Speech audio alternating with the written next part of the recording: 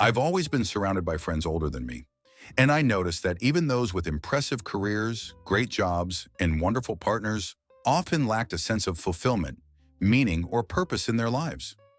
Being a keen observer, I watched these individuals, some 5, 7, or even 10 years older than me, and questioned, is that the kind of life I want? One piece of advice I often share with others now is to fast forward your life. Imagine yourself 10, 15, or 20 years from now and ask, is this where I want to end up? If you're in a company, look at someone 20 years ahead of you and think, do I want their life? If you're in a startup, examine similar roles or businesses and ask the same question. If your answer is no, it's time to explore a different path. For me, observing the life paths laid out by my parents, society, or the university I attended, I realized those weren't for me. I felt a need to carve out an alternative route. The truth is, we often live in echo chambers, surrounded by similar ways of thinking. How often do you meet someone radically different, like a monk? Hardly ever. No one invites a monk over for dinner, and we rarely cross paths with people who live completely different lives. In business, we often hear advice like, if you want to be a billionaire, spend time with billionaires.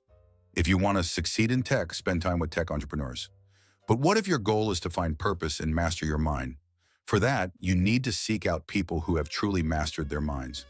The first step is opening yourself up to new experiences and different role models. Many of us can't see ourselves in the people around us, so we end up trying to fit into the boxes we see, even if they don't align with who we are. There's a quote by Cooley that resonates deeply with me. Today, I'm not what I think I am. I'm not what you think I am. I am what I think you think I am. This idea is mind-blowing. We live based on a perception of how we think others perceive us. Our identities are shaped by what our parents expect, what our schools or colleges want us to achieve, or what society thinks success should look like. But when we live in these bubbles, discovering our true selves becomes nearly impossible. Many people today feel like they don't fit into traditional education systems or the narrow range of careers they're told exist. To truly find yourself, you need to step outside of these bubbles and expose yourself to new possibilities.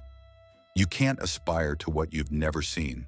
If I'd never encountered a monk, I wouldn't have considered becoming one.